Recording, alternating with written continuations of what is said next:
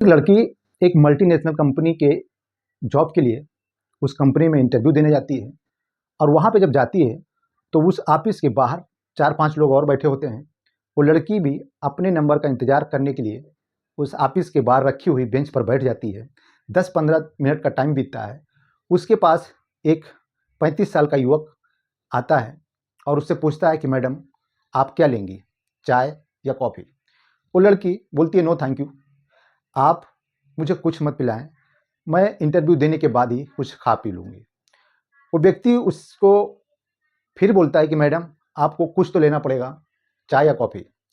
वो लड़की हंसते हुए बोलती है कि अंकल अगर आप नहीं मान रहे हैं तो मुझे एक कप चाय पिला दीजिए, वो भी थोड़ी कड़क।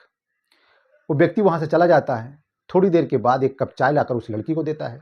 लड़की चाय पीती है। चाय पीने के बाद लगभग 10-15 मिनट का टाइम बीतता है। उसके बाद उस लड़की को नींद आने लगती है। नींद आने के बाद वो लड़की उस जगह पे यानी कि उसी बेंच पर सो जाती है और जब उसकी आँख खुलती है तो वो एक कोठे पे पहुंच जाती है, यानी कि दिल्ली के जीबी रोड कमरा नंबर 61 में पहुंच जाती है।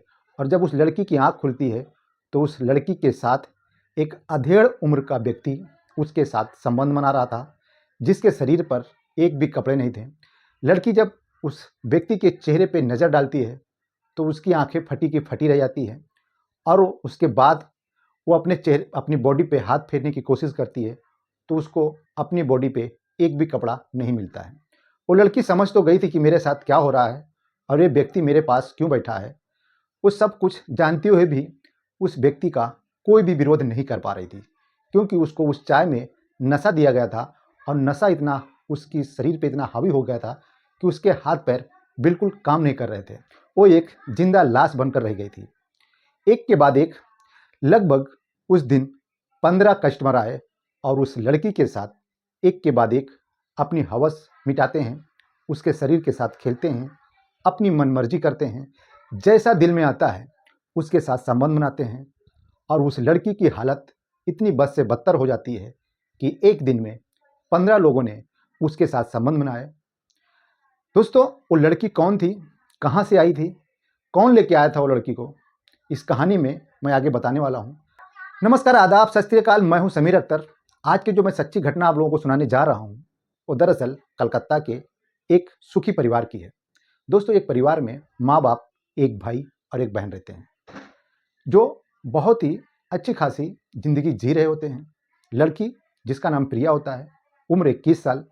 लड़का राहुल, जिसकी उम्र 25 साल, वो प्रिया से बड़ा था। वो भी एक कंपनी में जॉब करता था। माँ बाप रिटायर हो चुके थे, वो अब घर पे ही रहते थे और ये भाई बहन अपने अपने जॉब करके घर के खर्चे चलाते थे। लड़की जो देखने में बहुत ही खूबसूरत थी, उसकी कद काठी एकदम एक खूबसूरत मॉडल से कम नहीं थी।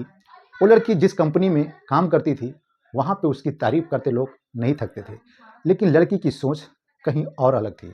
लड़की बहुत सारा पैसा कमाना चाहती थी, कहीं ना कहीं वो खुद का बिजनेस करना चाहती थी, लेकिन घर की हालत इतनी भी अच्छी नहीं थी कि उसके घर वाले उसको कोई अच्छा सा धंधा या कोई अच्छा सा बिजनेस करवा सके। वो लड़की 20-25 हज़ार की सैलरी पर एक छोटी सी प्राइवेट कंपनी में जॉब करती है, लेकिन वो एक दिन अपनी एक सहेली से मिलती है जिसकी उम्र लगभग सेम होती है।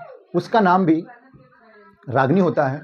रागनी से मिलने के बाद प्रिया बोलती है, यार रागनी, हम लोगों को इतना पढ़ लिखने के बाद अगर 20-25 हज़ार की सैलरी पे ही काम करना था तो हम लोगों ने अपनी पढ़ाई तो बेकार कर दी। रागनी की सेम नौकरी थी, सेम सैलरी थी। रागनी प्रिया को बोलती है, रागनी अगर पैसा कमाना है तो कुछ तो मेहनत करना पड़ेगा।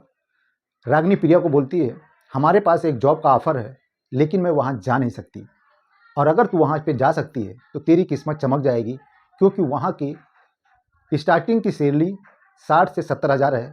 अगर तू वहाँ पे अच्छा काम करेगी तो सैलरी तेरी बढ़ती जाएगी और हर साल प्रमोशन भी मिलता है।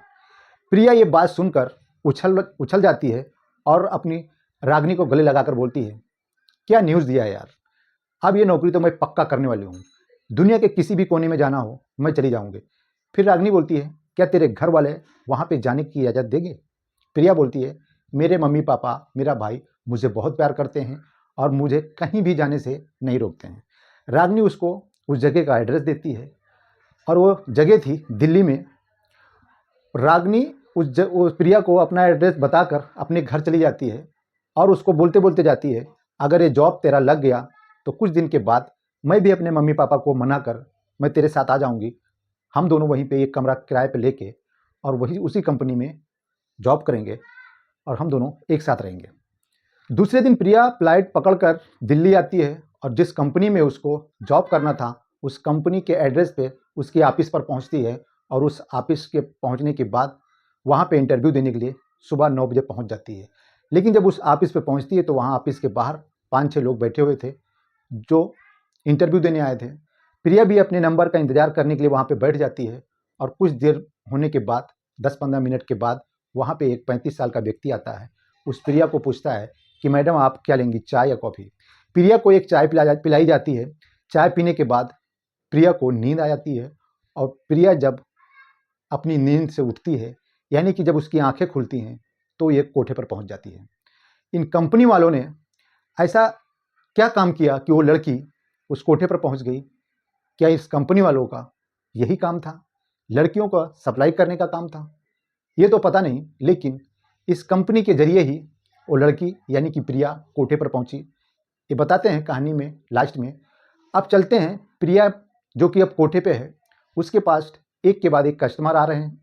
कस्टमर ऐसे कि लाइन लगी हुई है और प्रिया को 1 मिनट का फुर्सत नहीं, एक आता है तो दूसरा जाता है, दूसरा जाता है तो तीसरा जाता है। ऐसे होते करते उस नई नवेली लड़की यानी कि जब कोठे पे कोई नई लड़की आती है तो उसकी मार्केट में चर्चा हो जाती है और वहाँ पे आने वाले कस्टमर एक दूसरे को बताने लगते हैं कि आज कोठे पे नई लड़की आई है। तो हर कोई उस नई लड़की के पास जाना चाहता है और उसकी मुँह मांगी कीमत भी देने के लिए तैयार हो जाता है। उस कोठे की मालकिन हर किस कस्टमर को सिर्फ उसी लड़की का डिमांड करके ज़्यादा से ज़्यादा पैसा ऐंठने की बात करती थी और हर कस्टमर उस लड़की के पास जाने के लिए तैयार भी हो जाता था, जो भी पैसा देना पड़े, लेकिन जाएगा तो उसी के पास। 3-4 दिन का टाइम निकल जाता है। उस लड़की की तबीयत खराब होने लगती है क्योंकि उस लड़की को ना तो अच्छे से खाना दिया जाता था, ना तो अच्छे से उसको पानी दिया जाता था, ना ही उसकी कोई अच्छे से देखभाल होती थी। सिर्फ और सिर्फ उसकी शरीर को नोचा जाता था।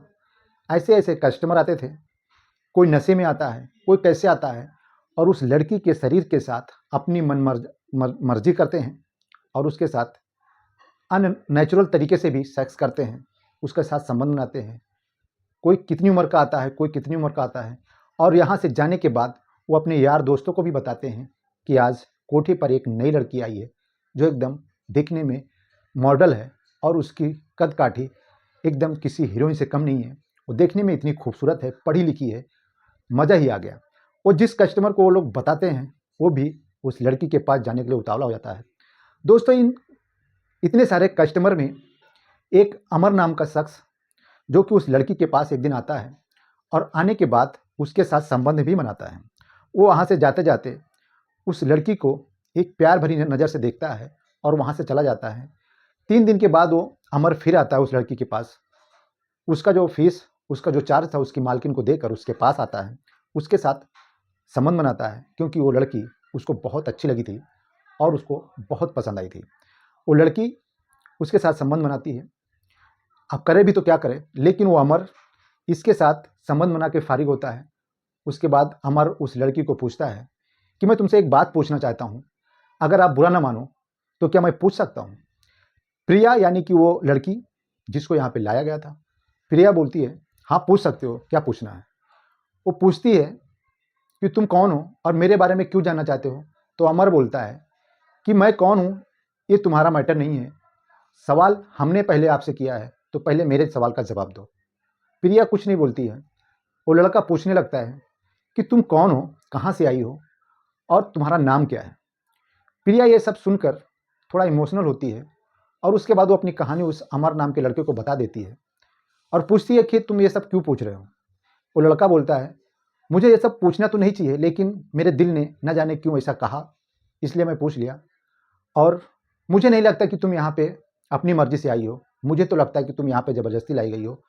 प्रिया बोलती है, हाँ सही पहचाना आपने, मैं यहाँ पे ज़बरदस्ती लाई हूँ और अगर आप मेरी थोड़ी सी मदद करना चाहते हैं तो मदद कर सकते हैं।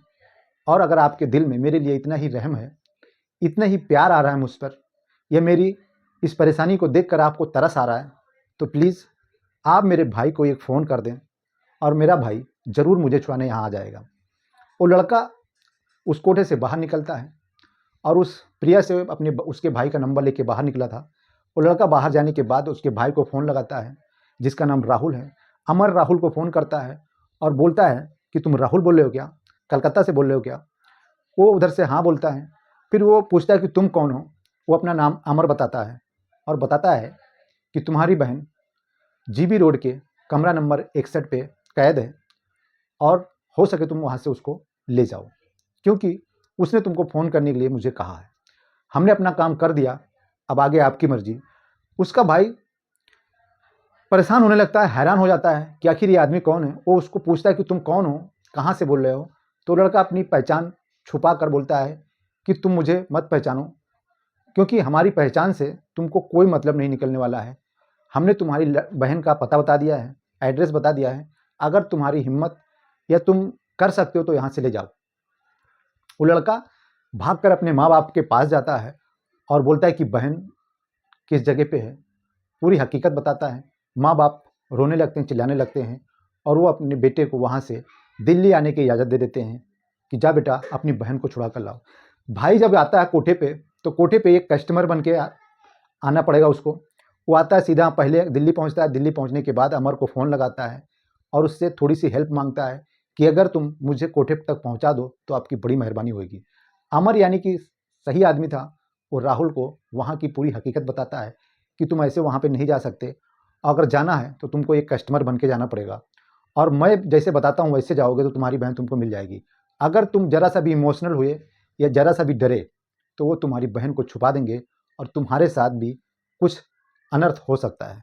वो लड़का उसका भाई उसकी बात पूरी समझ जाता है और जिस तरीके से वो समझाता है उसी तरीके से वो कोठे पर पहुंचता है एक कस्टमर बन के। कोठे पर जाता है तो वहाँ पे एक 65 साल की बूढ़ी आंटी जो बैठी थी, वो पान खा के बैठी हुई थी। वो उसको देखते ही बोलती है, क्या चाहिए तेरे को? वो बोलता है कि मुझे एक ऐसी लड़की दिखाओ जो अभी नई नई आई हो, हमको नई लड़की चाहिए। वो कई सारी लड़कियां दिखाती है, लेकिन राहुल को तो अपनी बहन से मिलना था। वो अपनी बहन का इंतज़ार कर रहा था कि कब वो मेरे सामने आए और उससे मैं कब देखूं। वो सारी लड़कियों को देखने के बाद इग्नोर कर देता है, उसको नापसंद कर देता है। तो वो कोठे की मालकिन उसकी बहन के कमरे का दरवाज़ा खोलती है और उसके अंदर उसको धकेल देती है। बोलती है कि जा, एक लास्ट लड़की है जो अभी 15 दिन पहले आई है, इसके पास जाने के बाद तुझे बहुत मज़ा आने वाला है। वो भाई यानी राहुल अपनी बहन के कमरे में एक कस्टमर बन के जाता है और बाहर से दरवाज़ा बंद कर दिया जाता है। जब वो भाई अपनी बहन के कमरे में जाता है तो बहन की जब नज़र अपने भाई के ऊपर पड़ती है तो वो दोनों चीखने लगते हैं, रोने लगते हैं, लेकिन ऐसा चीखते हैं, चिल्लाते हैं कि कमरे से आवाज़ बाहर न जाए। भाई बहन के मुंह पे हाथ रख के रो रहा है और बहन भाई के मुंह पे हाथ रख के रो रही है। दोनों चीख रहे हैं, चिल्ला रहे हैं, लेकिन कोशिश ये होती है कि आवाज़ बाहर न जाए। अगर आवाज़ बाहर चली गई तो किसी को पता चल जाएगा और हम दोनों मारे जाएंगे। ऐसा होते करते एक दिन का टाइम निकल जाता है। वो अपनी बहन से मिलकर उसके साथ प्यार से समझा कर वो बाहर आता है और फिर उस अमर को मिलता है कि भाई मैं बहन से मिल तो लिया, लेकिन निकालूं कैसे? अमर उसको एक तरीका बताता है और बोलता है कि अगर तुझे अपनी बहन को निकालना है तो ये तरीका तेरी बहन ही बताएगी, क्योंकि वो वहाँ पे रह रही है, उसको सब पता है कब कौन कैसे निकाला जाता है। दूसरे दिन राहुल फिर एक कस्टमर बन के अपनी बहन के पास आता है और उससे बोलता है कि मैं तेरे को कैसे निकालूं, कुछ तो आइडिया बता। वो उसको आइडिया बताती है कि तुम यहाँ पे महिला आयोग है, एक कुछ ऐसा संस्था होती है जहाँ पे महिलाओं को सपोर्ट किया जाता है। वो अगर वो कहीं ऐसे फंसी हैं तो उनकी मदद की जाती है। वो लड़की अपने भाई को उस संस्था का नाम बताती है और वो लड़का यानी कि उसका भाई उस संस्था में जाता है और वहाँ की 2-3 महिलाओं से बात करता है। वहाँ की जो मेन महिला थी वो दिल्ली के सीएम तक एक लेटर लिखती है और वहाँ से एक बहुत बड़ा आर्डर पास किया जाता है कि उस कोठे पर धाड़ मारो यानी रेड करो और उसकी बहन को बचा के लेके आओ, जो कि उसको वहाँ पे पहुँचाया गया है और वो अपनी मर्जी से नहीं गई है। पुलिस अपने तरीके से काम करना, अपनी प्लानिंग बनाना शुरू कर देती है। राहुल अपनी बहन के पास 1-2 दिन गैप करके जाता रहता है और उसको बोलता रहता है कि बस तुम यहाँ से निकलने वाली हो, पूरा काम हो गया है, पुलिस यहाँ पे रेड मारने वाली है। और पुलिस उसके भाई को बोल देती है कि जब तक हम लोग आ नहीं जाते तब तक तुमको उसी कमरे में रहना है, तुम्हारी बहन को वहाँ से गायब कर दिया जाएगा। तो राहुल पुलिस की बातें मानते हुए उसके कमरे में जाता है और वहीं पे बैठा रहता है। और बैठने के बाद जब पुलिस आती है, वहाँ उस पूरे कोठे पर रेड मारती है। वहाँ की बहुत सारी ऐसी लड़कियों को पकड़ा जाता है जो कहीं ना कहीं से लाई गई थी, कोई ना कोई उनको बेच कर गया था। और वो लड़कियाँ अपनों के हाथ बेची गई थी दोस्तों, जिनके ऊपर उन लड़कियों ने खुद से ज़्यादा भरोसा किया था। वो लड़कियां जब पुलिस के सामने अपनी कहानी सुनाती हैं तो पुलिस भी कहीं ना कहीं इमोशनल हो जाती है और वो लड़कियों को हेल्प करते हुए उनको उस कोठे से छुड़ा कर लेके जाती है। और उधर राहुल अपनी बहन प्रिया को छुड़ा कर लेके जाता है। दोस्तों, उस कंपनी के बारे में जब पूछताछ होती है, उसकी इंक्वायरी होती है, तो वो कंपनी वहाँ से जा चुकी थी, उसकी कोई ऑफिस नहीं थी। और वो ऑफिस जो थी वो फर्जी थी। वो सिर्फ एक ऐसा कस्टमर को रिझाने के लिए ऑफिस बनाया गया था और उस ऑफिस में जितने भी स्टाफ मेंबर दिखाई दे रहे थे वो सब के सब फर्जी थे। सिर्फ और सिर्फ लड़कियों को फंसाने का काम होता था वहाँ पे। दोस्तों, ये थी कहानी। एक कहानी से आपको क्या सीख मिलती है आप कमेंट करके ज़रूर बताएं। और अगर वीडियो अच्छी लगी है तो वीडियो को लाइक कर दें। मेरे चैनल पे नए तो चैनल को सब्सक्राइब करके बेल आइकन दबा दें। और ऐसी ही इंटरेस्टिंग कहानी सुनने के लिए मेरे साथ इस चैनल को जुड़ जरूर जाइए। तो मिलते हैं एक ऐसी खूबसूरत वीडियो के साथ, तब तक के लिए